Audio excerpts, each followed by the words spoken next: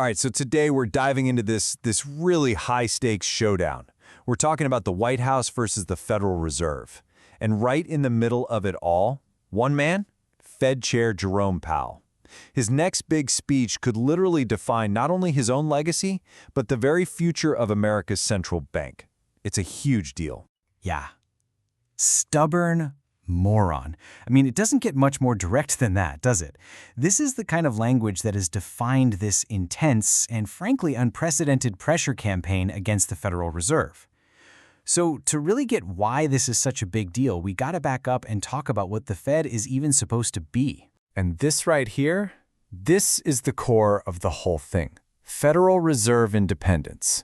This isn't just some old tradition, it's a foundational principle. The whole idea is to have a group of nonpartisan experts manage the country's money. They're supposed to keep the economy stable by making the tough calls based on data, not on who might win the next election. Okay, so let's get into it. Why is this independence thing considered so sacred? Well, the idea isn't new at all. It was actually born out of the economic chaos of the early 20th century. So think about it. After the absolute devastation of World War I and the 1918 flu pandemic, the world was a mess. Economists from all over got together and said, okay, what do we need for a stable global economy? And they came up with these three pillars. This became the bedrock for huge institutions like the International Monetary Fund. It's been the consensus for 100 years. And you don't have to take my word for it. Two of Powell's direct predecessors, Ben Bernanke and Janet Yellen, they put it perfectly. The Fed's real power, it doesn't just come from printing money or setting interest rates. It comes from trust, the belief that it will do the right thing for the economy even when it's super unpopular. Which, of course, brings us right back to Jerome Powell. I mean, seriously, no Fed chair in modern history has faced a perfect storm quite like this. You've got massive economic crises on one hand and these direct, personal political attacks on the other. Just take a look at this timeline. It's wild. He was nominated by the very same president who's now attacking him. He had to steer the economy through the COVID crisis, the deepest, fastest drop since World War II.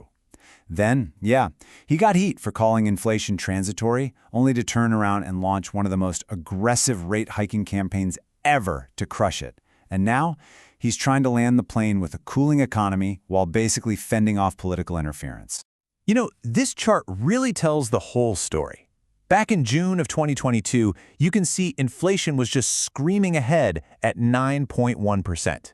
The Fed, way behind the curve. So they slammed on the brakes.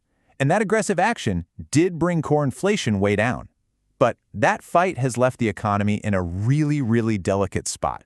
And this is the crazy dilemma Powell is stuck in right now. You've got new tariffs pushing up prices. So what does he do? If he cuts interest rates to help a slowing job market, he could just pour gasoline back on the inflation fire. But if he holds rates steady, he could tip the whole economy into a recession. It's a classic economic tightrope walk, but now it's happening during a hurricane of political pressure. And look, this isn't just some academic debate or a theoretical problem. We have very clear, very painful historical examples of what happens when a central bank loses its independence. Let's go back in time and look at two huge moments. First, the 70s. President Nixon basically leaned on Fed Chair Arthur Burns to keep money easy to help his re-election. The result? Runaway, double-digit inflation. Then, just a few years later, a desperate President Carter gave his Fed chair, Paul Volcker, the green light to do whatever it took. Volcker hiked rates to the moon, caused a painful recession, but you know what? He broke the back of inflation for an entire generation. And this is not just a U.S. story, not by a long shot. Just look at Turkey. The president there fired multiple central bank governors who wouldn't do what he said. The result? Inflation soared past 80%. Or look at Argentina, where the central bank pretty much just became a piggy bank for the government. That led to decades of economic misery and lost trust. The warning signs are crystal clear. Okay, so all of this is setting the stage for what could honestly be the most important speech of Jerome Powell's entire career. And it's happening at the annual Jackson Hole Economic Symposium. Now, for those of you who don't follow this stuff closely, Jackson Hole isn't just a beautiful mountain getaway. It is the place where the world's top financial minds get together. It's where Fed chairs often signal huge shifts in policy. And this year, well, the stakes are just higher than ever. So picture this. At this conference, Powell has to juggle three massive challenges all at once. First, manage an incredibly complex economy that's in transition. Second, navigate these intense, hostile political attacks.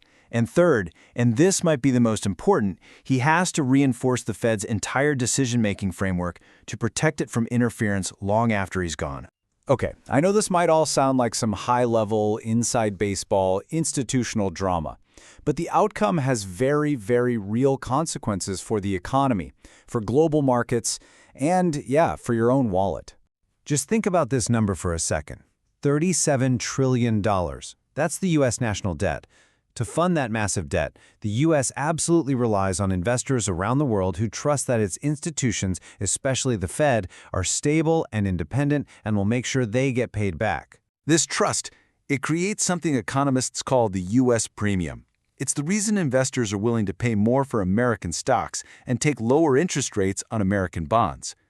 It is a massive economic advantage, and it's built entirely on the belief that the U.S. system is predictable and governed by rules, not by the whims of one person. And you can see that premium right here in this chart.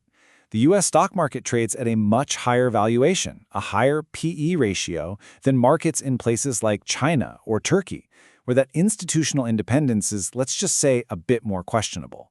If that trust goes away, so does this premium. And when that premium evaporates, so does a lot of American wealth. And so at the end of the day, we're left with this question.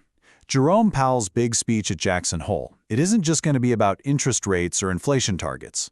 It's a fundamental test of whether one of the most important economic institutions on the planet can still breathe on its own, or if it's going to be suffocated by political pressure. And believe me, the whole world will be watching.